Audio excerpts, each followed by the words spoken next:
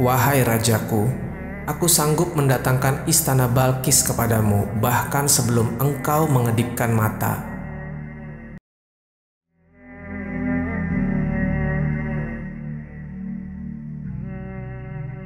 Nabi Sulaiman adalah raja yang memimpin semua makhluk, baik dari manusia, bangsa jin dan hewan, bahkan angin pun tunduk kepada Nabi Sulaiman. Di dalam kisah Nabi Sulaiman ada seorang manusia biasa yang bukan berasal dari kalangan nabi dan rasul. Orang ini bisa memindahkan istana Ratu Balkis hanya dengan sekedip mata saja. Siapakah dia? Mohon untuk teman-temanku seiman untuk menonton video ini sampai habis agar tidak terjadi kesalahpahaman. Di video ini kita akan mengisahkan seorang murid dari Nabi Sulaiman yang sangat sakti. Dia adalah Asif ibn Barkhia.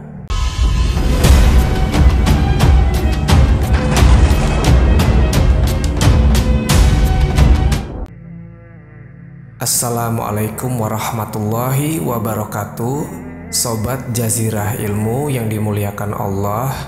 Semoga kita selalu dalam keadaan sehat walafiat. Amin ya Rabbal Alamin.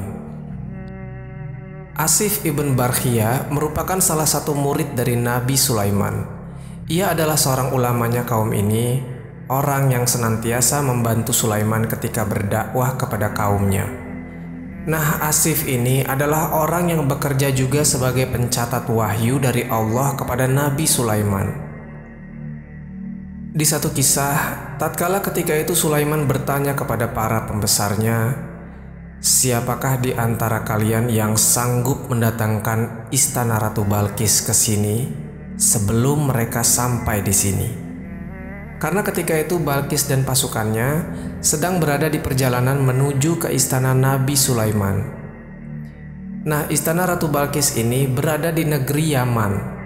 Sementara istana Nabi Sulaiman berada di Palestina. Jarak antara Palestina dan Yaman ini kurang lebih 2400 km. 2400 km ini jarak yang sangat amat jauh apabila ditempuh dengan berjalan kaki. Yang kita tahu di zaman itu belum ada kendaraan seperti mobil ataupun pesawat. Bahkan di zaman modern seperti sekarang ini tak ada satupun peralatan canggih yang bisa melakukan itu. Butuh waktu berbulan-bulan untuk menyelesaikannya karena harus dipindahkan satu persatu batunya, kemudian disusun lagi untuk menjadi sebuah istana. Nah, ini Sulaiman meminta kepada para pembesarnya supaya diangkat kerajaan Balkis itu kemudian diletakkan di depan kerajaan Sulaiman. Ini adalah permintaan yang tidak masuk akal. Namun ketika itu ada salah satu pembesarnya berani menyanggupi tantangan ini. Dia adalah Ifrit, rajanya para jin. Ia adalah jin yang terkuat di antara semua jin. Maka ketika rajanya bertanya siapa yang sanggup, Ifrit pun langsung berkata, "Aku sanggup wahai rajaku mendatangkan istana Ratu Balkis sebelum engkau berdiri dari singgasanamu. Dan sesungguhnya aku memiliki kekuatan dan aku orang yang amanah."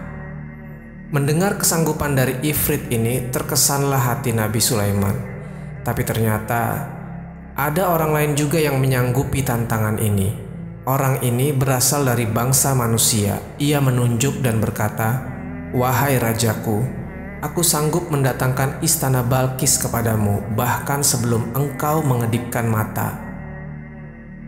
Teman-temanku seiman, akhirnya dari sayembara ini Nabi Sulaiman menyuruh orang ini untuk memindahkan istana Ratu Balkis, yang belakangan namanya adalah Asif ibn Barkhia. Dan benar saja sebelum Nabi Sulaiman berkedip, istana Ratu Balkis sudah ada di hadapan matanya. Dan Nabi Sulaiman mengatakan, "Ini semua adalah karunia Robku untuk mengujiku. Apakah aku bersyukur atau aku kufur? Maka barang siapa yang bersyukur, sesungguhnya dia telah bersyukur akan dirinya. Dan barang siapa yang kufur, sesungguhnya Robku maha kaya lagi maha pemurah." Di kisah ini, Asif ibn Barkhia berdoa kepada Allah agar memindahkan istana Ratu Balqis. Artinya atas izin Allah istana itu pindah karena Allah telah mengabulkan doa hambanya yang soleh ini. Dikisahkan juga Asif ini orang yang menjadi sekretaris dari Nabi Sulaiman. Ketika Nabi Sulaiman mendapatkan wahyu dari Allah, maka Asif inilah yang mencatatnya hingga catatan itu menjadi sebuah buku, dan buku itu diletakkan di bawah singgasana Sulaiman. Dan Nabiullah Sulaiman sempat mengancam sebelum ia wafat, barang siapa yang mengambil buku ini dan dia dari bangsa manusia, akan kubunuh dia. Tapi kalau dia dari bangsa jin, maka kupastikan ia akan terbakar. Jadi semenjak ancaman ini, tak ada satupun dari bangsa manusia dan jin berani untuk mengambil buku ini. Dan buku ini tetap ada di bawah singgasana Sulaiman, hingga pada akhirnya Nabi Sulaiman ini meninggal dunia di atas singgasananya sambil terduduk. Setelah beberapa hari dari kematiannya, singgasana ini dimakan rayap. Maka terjatuhlah Nabi Sulaiman ini yang sudah dalam keadaan meninggal dari singgasananya. Dan ketika itu manusia dan jin kaget. Ternyata rajanya telah lama meninggal dunia. Dan kejadian ini pun tak ada satu orang pun yang tahu. Bahkan Ifrit yang paling sakti pun tidak tahu, menandakan bahwa jin itu sebenarnya tidak tahu yang gaib. Sobat Jazirah Ilmu yang dimuliakan Allah, maka orang-orang ketika itu sudah mengetahui kabar meninggalnya Nabi Sulaiman, barulah mereka berebut untuk mengambil buku yang ada di bawah singgasananya itu.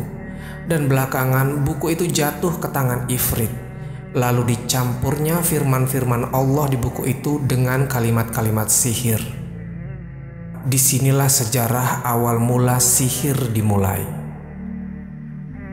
Memang di Al-Quran dan hadis tidak dijelaskan siapa nama orang yang memindahkan istana Ratu Balqis ini. Tetapi Al-Imam An-Nasyai meriwayatkan dari Abdullah ibn Abbas radhiyallahu anhu ketika menceritakan tentang surat An-Naml ayat 40, bahwa orang yang memindahkan itu bernama Asif ibn Barkhia. Namun ada juga sebagian ulama yang melemahkan hadis ini, dikarenakan di hadis ini ada sumber dari Al-Minhal ibn Amr al-Asadi. Dikatakan di sana bahwa Al-Minhal ini memang orangnya jujur, tapi hafalannya bermasalah.